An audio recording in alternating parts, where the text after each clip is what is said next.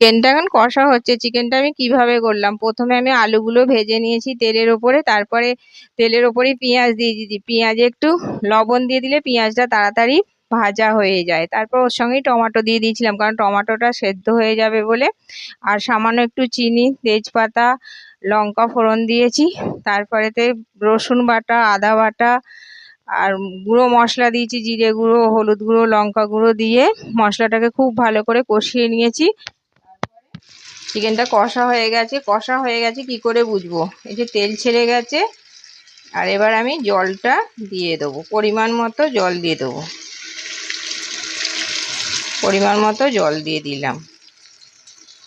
এবার 15 মিনিট ঢাকা দিয়ে ফুটতে দিলেই হয়ে যাবে চিকেন রান্না। কি সুন্দর রান্নাটা হয়ে গেছে। ঝোলটা কি সুন্দর একটা কালার এসেছে দেখো বন্ধুরা।